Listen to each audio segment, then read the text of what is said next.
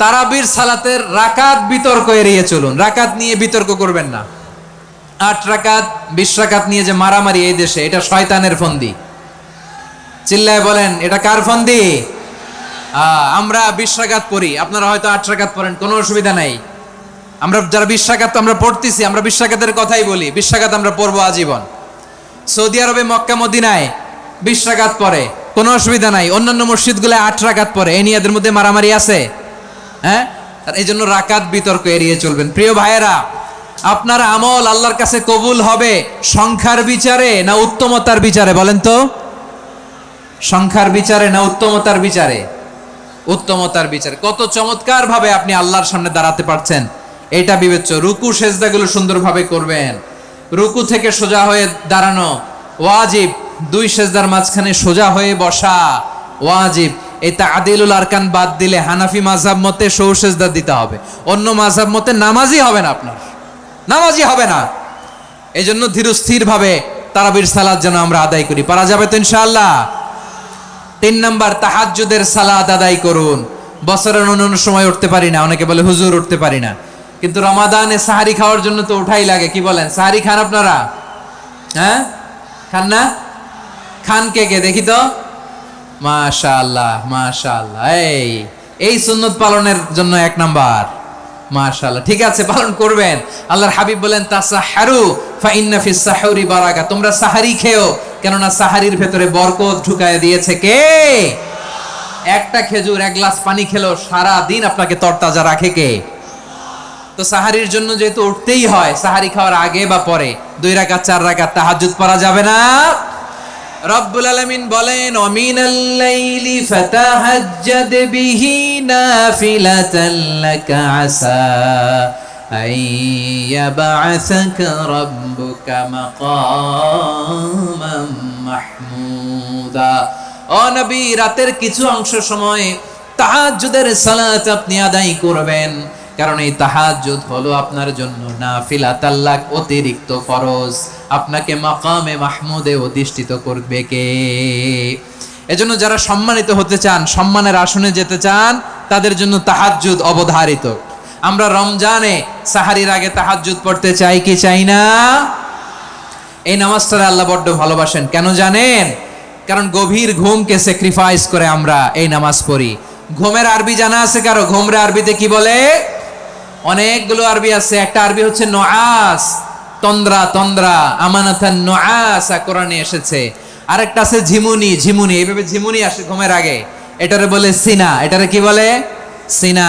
স্বাভাবিক ঘুমকে আরবিতে বলে নাউম। স্বাভাবিক ঘুমকে কি বলে? এই সিনা আর নাউমকে আল্লাহ এক আয়াতে এনেছেন, লা তাখুযুহু সিনাতু ওয়ালা নাউম। আল্লাহর তন্দ্রা নাই, ঘুম নাই। ঘুমের আগে যে তন্দ্রা আছে ওইটাও নাই। তাহলে নুআস, সিনা, নাউম পেলাম। আরেকটা ঘুমের আরবি হচ্ছে হুজুদ। চাঁপাইনবাবগঞ্জ আওয়াজ করে বলেন, আরেকটা ঘুমের আরবি কি? হুজুদ। এটা মাঝরাতের ঘুম, শেষ রাতের ঘুম, যেই ঘুমটা বড্ড মজা লাগে। কাঁথা টেনে টেনে, ব্ল্যাঙ্কেট টেনে টেনে আরেকটু ঘুমাইতে মন চায়, আরেকটু, আর 1 মিনিট, আর 2 মিনিট, এরকম একটা মজার ঘুম শেষ রাতে আছে না নাই? এই শেষ রাতের ঘুম, এই হুজুদের ঘুমকে স্যাক্রিফাইস করে যে সালাত পড়া হয়, ওই সালাতের আরবি নাম হচ্ছে সলাতুল হুজুদ বা সলাতুত তাহাজ্জুদ। চিল্লায় বলেন আল্লাহু আকবার। এজন্য আল্লাহ তাআলা তাহাজ্জুদের সালাতকে এত পছন্দ করেন। পড়বেন তো রমাদানে? 4 নম্বরে, মুক্ত হস্তে দান করুন। মুক্ত হস্তে দান করুন। ওয়ামা আতাইতুম মিন যাকাতিন তুরিদুনা ওয়াজহাল্লাহি ফাউলাইকা হুমুল মুদঈফুন। তোমরা মনে করো না যাকাত দিলে তোমাদের সম্পদ কমে যায়, এটা ভেবো না। বরং তোমরা আল্লাহর খুশির জন্য যে যাকাত দাও, তারপরে তোমার যে সম্পদ থাকে ওই সম্পদের মধ্যে প্রবৃদ্ধি দান করে কে? আপনি মনে করছেন দিলে কমে? চাঁপাইনবাবগঞ্জের ভাইয়ের আওয়াজ করে বলেন, দান করলে কি সম্পদ কমে নাকি বাড়ে? আওয়াজ করে বলেন, কমে না বাড়ে? বাড়ে। যেটা দান করেন, কামাসালি হাব্বা আম্বাতাত সাবআ সানাবিলা ফি কুল্লি সুম্বুলাতিন মিয়াতি হাব্বা। 1 টাকা দান করলে এটা চারা বীজের মতো, রূপে দিলে 7টা শীষ, প্রতি শীষে হয় 100 শস্য দানা। আল্লাহ যারে চায় এরকম বাড়ায় দেয়, প্রবৃদ্ধি দেয়। সুবহানাল্লাহ। এজন্য মুক্ত হস্তে দান করতে রাজি আছেন? আগে আগে জাকাত ক্যালকুলেট করে রাখেন। আপনার জাকাত বর্ষ যদি পরেও হয়, দেরি করেও হয়, ধরেন যে প্রতি বছর মুহররমে দেন, আপনি আগে দিতে পারবেন। জাকাত অগ্রিম আদায় করা যায়। সুবহানাল্লাহ বলেন। বিষ্ণু ইসা ইসলাম রমাদানে এত দান করতেন, কানা আজওয়াদান নাস, কিন্তু রমাদানে আজওয়াদুন নাস আজওয়াদু বিল খাইরি মিনার রিহিল মুরসালা, প্রবাহিত বাতাসের চেয়ে বিশ্বনবী আরো বদান্যতা বেড়ে যেত। প্রবাহিত বাতাস যেমনি সবাইরে বাতাস দেয়, আস্তিক নাস্তিক মুমিন কাফির সবাইকে শীতল করে দেয়, তেমনি নবীজির রমাদানের দান ছিল এমন, কেউ নবীর কাছে চেয়ে ফিরে গিয়েছে এর নজির নাই। জোরে বলেন সুবহানাল্লাহ। রমাদানে দান করব, ইফতার শেয়ার করব। কাউকে ইফতারি করালে সারাদিন রোজা রেখে তার যে সওয়াব, আপনি ইফতার করানোর কারণে আপনার আমলনামায় ওই সওয়াব আল্লাহ ঢুকায় দিবেন। পড়েন সুবহানাল্লাহ। সাহাবারা বললেন, নবী আমরা গরিব মানুষ, ইফতারি খাওয়ানোর পয়সা নাই। আল্লাহর হাবিব বললেন, ওয়ালাউ বিমাজকাতি লাবান, এক ঢোক দুধ, ওয়ালাউ বিতামরা, একটাও খেজুর, ওয়ালাউ বিশারবাতিমা, এক ঢোক পানি খাইয়েও যদি কারো রোজা ভাঙাও, তারপরে ওই সওয়াব তোমার আমলনামায় দিবে কে? তাহলে মুক্ত হস্তে দান করুন, 4 নাম্বার। 5 নাম্বার হচ্ছে কদর তালাশ করুন। রমজানের সবচেয়ে দামি সময়। বিষ্ণু বলেন, মান হরিমা খাইরাহা ফাকাদ হরিম, যে কদর মিস করলো সে সব মিস করলো, হি ইজ দ্য লুজার। আচ্ছা বলেন, এই বরকতের মাসে আমরা কি লুজার হতে চাই না গেইনার হতে চাই? সবাই বলেনি, বলেন এই রমাদানে আমরা লুজার হব না গেইনার হব? ইন্না আনজালনাহু ফি লাইলাতিল কদরি ওয়া মা আদরাকা মা লাইলাতুল কদর, লাইলাতুল কদরি খায়রুম মিন আলফি শাহর। পড়েন আল্লাহু আকবার। লাইলাতুল কদরি খায়রুম মিন আলফি শাহর, 1000 মাসের চেয়েও সেরা। 1000 মাসে হয় 83 বছর 4 মাস। 83 বছর 4 মাস টানা ইবাদত করলে যেই সওয়াব, কদরের রাতে ইবাদত করলে অতটুকু সওয়াব আপনি পাবেন, আল্লাহ সেটা বলে নাই। আল্লাহ বলে তার চাইতে বেশি সওয়াব দিয়ে আপনার আমলনামা ভরে দিবে কে? কদর যেন মিস না হয়। 21, 23, 25, 27, 29 নাকি খালি 27? আপনারা কি খালি 27? দশকের বেজর রাতগুলোকে কদর হিসেবে তালাশ করো। আল্লাহর হাবিব সাল্লাল্লাহু আলাইহি ওয়াসাল্লাম শেষ 10 দিন টানা ইবাদত করতেন। টানা ইবাদত। ইদা জাআল আশরু আহিয়াল লাইলা আইকাদা আহলা ওয়া জাদ্দা ওয়া শাদ্দাল মিজার। সারা রাত জেগে ইবাদতের নজির নবীজির নাই, শুধু রমজানের শেষ দশক ছাড়া। সুবহানাল্লাহ বলেন। নিজেও ঘুমাতেন না।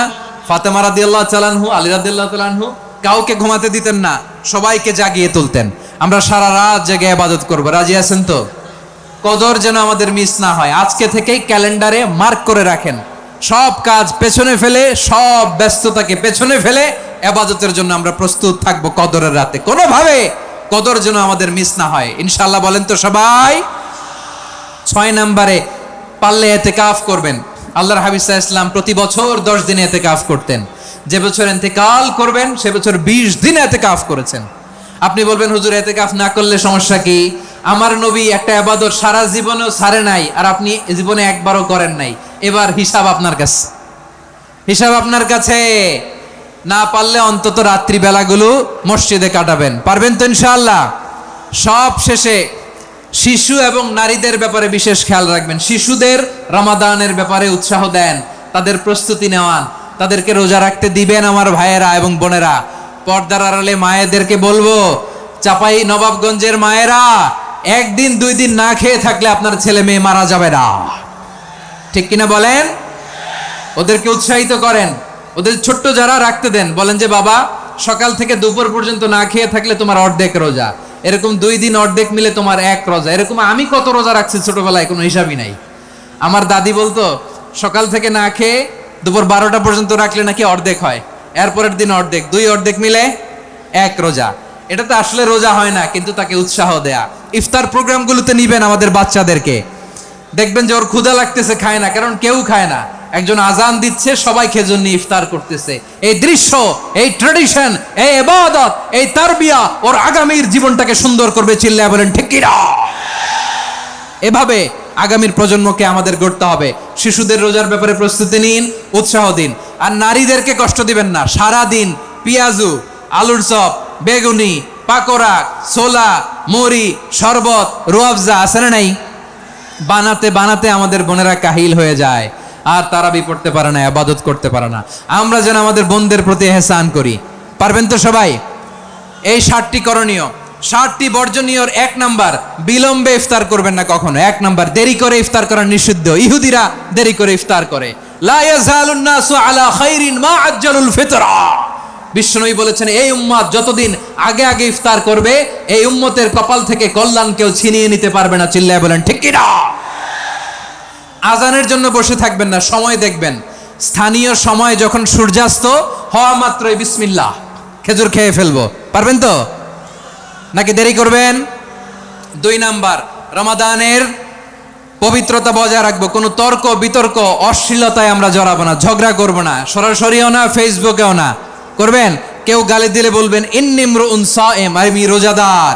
আল্লাহর হাবিব শিখিয়েছেন, কেউ যদি তোমার গালি দেয়, কটু কথা বলে, অশ্লীল কথা বলে, রমজানে তুমিও বলতে পারবা না। তুমি বলতে পারবা ইন্নিমরুন সায়েম, আমি রোজাদার। আজকে থেকে নিয়ত করেন, রমজানে কেউ গালি দিলে আপনি একটা গালি দিবেন নাকি? কি বলবেন? রোজাদার, রমজানের পবিত্রতা আমি ভঙ্গ করতে পারবো না। অশ্লীল নাটক, সিনেমা আমরা দেখবো না। ব্যাড হ্যাবিট থাকলে রমাদানে এটা ছাড়ার মহা সুযোগ। স্মোকিং এর অভ্যাস আছে অনেকের, ঠিক কিনা? চাঁপাইনবাবগঞ্জে আপনারা স্মোকিং করেন? হ্যাঁ, না না আমরা করি না। বলেন করি না? করবেন না কেউ? যদি কারো থাকে, কে করে হাত তোলালাম না আমি। এই রমাদানে এই স্মোকিং হ্যাবিট থেকে আমরা বেরিয়ে আসবো, ঠিক কিনা বলেন? 3 নাম্বার, আমরা মিথ্যা বলবো না। বিশ্বনবী বলেন, মানলাম ইয়াদা কাওলা যুরি ওয়াল আমালা বিহি ফালাইসা লিল্লাহি হাজাতুন ফি আইয়াদা তাআমাহু ওয়া শারাবা। যে রমজানে মিথ্যা কথা, মিথ্যা কাজ, মিথ্যা সাক্ষী ছাড়তে পারে নাই, তার না খেয়ে থাকা, উপবাস থাকা দিয়ে আল্লাহর কিছু যায় আসে না। এজন্য মিথ্যার সাথে আমাদের কোনো সম্পর্ক আছে? মিথ্যা বলবো না। 4 নাম্বার, অপচয় করব না। ইন্নাল মুবাযযিরিনা কানু ইখওয়ানাশ শায়াতিন ওয়া কানা শাইতানু লিরাব্বিহি কাফুরা। অপচয়কারী শয়তানের ভাই। আচ্ছা, যে শয়তানের ভাই ও নিজেও আরেকটা কি? শয়তান। যে শয়তানের ভাই ও নিজেও আরেকটা কি? অপচয় করব না। ইফতারি করতে যে আমরা অনেকে অপচয় করি, এগুলো করবেন আপনারা? না, অপচয় অপব্যয় করব না। 5 নাম্বারে, রিয়া, লোক দেখানো ইবাদত আমরা করব না। লোক দেখানোর জন্য নামাজ, রোজা, জিকির, তেলাওয়াত, দান, সদকা এগুলো করলে আল্লাহর দরবারে এগুলো কবুল হবে?